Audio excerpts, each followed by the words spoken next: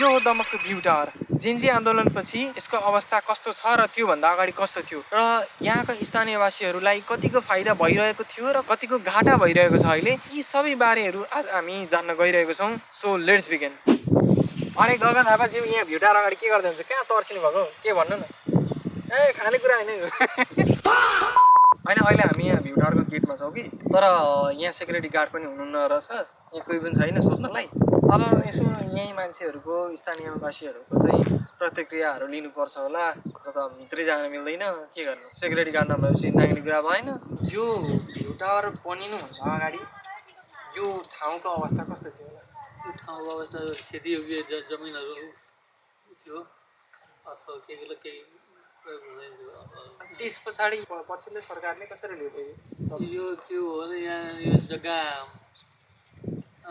खरिद कम्पनीले पहिला यहाँको जग्गा थियो 15-20 बिघा जग्गा खरिद लियो। अनि तिनीहरूले चाहिँ सेटिङ गरेर 5 बिघा जग्गा चाहिँ जग्गा दिने भन्ने भयो। अनि जस्तै यो भ्यू टावर बनिसके पछाडि यो यहाँका स्थानीयवासीहरूलाई कतिको फाइदा बेफाइदा के कसो भयो? यहाँको स्थानीयवासीहरूलाई फाइदा भयो। अहिले त खासै त्यस्तो देखिँदैन। अहिले यसो आउने स्थानीय पर्यटकहरू यसो आउने हेर्ने उ गर्ने छन्। त्यो जब जेएनजी आन्दोलन भयो, जेएनजी आन्दोलनपछि यो टोटल भएपछि बन्द भयो। त्यहाँदेखि अहिले त्यस्तो छैन। यहाँ अब पछिका दिनमा चाहिँ हामीले लागेको एउटा हस्पिटल भइदिए हस्पिटल भइदियो, छात्रावास हजुर त्यो भयो। हस्पिटल भयो भने चाहिँ राम्रो, धेरै राम्रो। यो आज छक्क परिरहनु भएको छ होला यो गेटअप देखेर, किनकि अस्ति हामीले अलिकति खिच्दै थियौँ होइन। हुन त सर्वे भिडियो भनेर खिच्न आएको हामी, पानी पऱ्यो कुट्यो हामीलाई पानीले, त्यही भएर फेरि आज खिच्न आउँदैछौँ। अस्ति हामीले खिच्न पाएनौँ। अनि भाटबेटिनी पनि जानु छ, तर भाटबेटिनीको परमिसन पाइरहेको छैनौँ। सो लेट्स सी, आज हामी 2-3जना मान्छेलाई सर्वे लिन्छौँ होइन, के कसो हुन्छ भनेर। Let's begin. यहाँ सेक्युरिटी गार्डवाला ठाउँमा चाहिँ, सेक्युरिटी गार्ड बस्ने ठाउँमा चाहिँ कोही पनि छैन क्या अहिले, खाली एकदम बन्जर। यो बिसिए गर्नेहरूको पछि ठाउँ यहाँ कोही पनि छैन। अब अर्को ठाउँ गएर चेक गर्छौँ होला हामी, के चेक गर्छौँ होला, अर्को ठाउँ गएर चेक गर्छौँ नि हामी। यहाँ हामी सुतिरहेको छ हेर। बकचोदी मत कर लौड़े। जेन्जी मुभमेन्ट ओके ठिक छ। यहाँ पर्मिसन माग्न खोजेको कोही भेटिरहेको छैन हामीले। घाँस काट्ने मान्छेको अलिकति हुन्छ नि, कमी छ जस्तो छ यहाँ। घाँस काट्ने मान्छे कोही आइदिएदेखि निस्क्यो। बिसिसक्नेहरू आओ घाँस काट्न। बेरोजगारहरू यहाँ हुन त खुल्नुभन्दा अगाडि म एकताल यसो सोर्स लाएर होइन छिरेको चाहिँ थिएँ माथिपट्टि, र यसो विचार गर्दाखेरि यो किन बनाए जस्तो लाग्यो क्या मलाई पनि। यहाँ त मेरो टक्कसँगले मेरो एजेन्सीको, मेरो पिक्सल वर्क्स एजेन्सीको चाहिँ कसैलाई एउटा अफिस भइदिएको हुन्थ्यो होइन।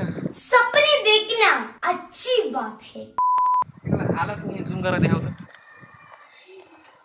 सबै झ्यालहरू चाहिँ एकदम डिस्टोर्ड छ। अब भित्र चाहिँ जान मिल्दैन, भित्र पर्मिसन नमागिकन हाम फालेरैकन जाँदाखेरि पनि अलिकति कारबाही नै हुन्छ जस्तो छ।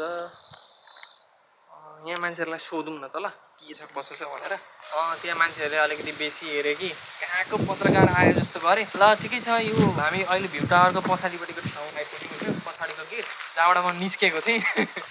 यहाँ हेर्न सक्नुहुन्छ,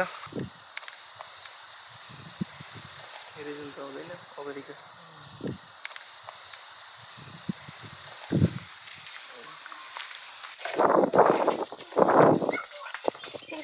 दोकानमा को हुनुहुन्छ होला?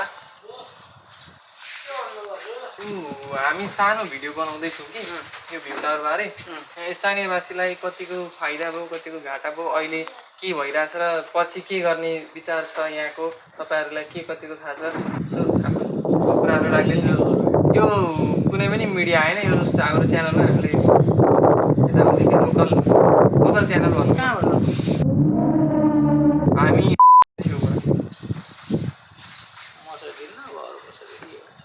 ठिकै छ। यो आज डे 3 र आज पनि धेरैजनाको ओपिनियन लिने भनेको, कोही ओपिनियन दिनै मान्दैन यार। यहाँ हुन त आज चाहिँ धेरैजना मान्छेहरू गए पनि होइन हेर्न भ्यू टावर। म कुरा बुझिरहेको छुइनँ क्या, यस्तो खुल्ला पनि छैन, भित्र जान पनि दिँदैनन्। अनि त्यहाँ गएर चाहिँ के गर्नु, सिटीमा पैसा तिरी मान्छेहरू हुन त छोडिदिउँ, धेरै पोलिटिकल जानु हुँदैन। अब मान्छेहरू आउनु त आउँदैछन्, भ्युटाएर हेर्दैछन्, फोटो खिच्दैछन्, जाँदैछन्। यो बिजनेस टावर भन्दाखेरि पनि यो टिकटक टावर जस्तो भयो क्या अहिलेको लागि चाहिँ। धेरैजनाको ओपिनियन लिन खोज्दाखेरि कसैले केही भन्न पनि रेडी हुँदैन, उनीहरूसँग भन्ने पनि आखिरमा केही छैन क्या। भन्ने चाहिँ के भन्नु, त्यो पनि हो। भिडियो आइडिया खत्तम छ क्या।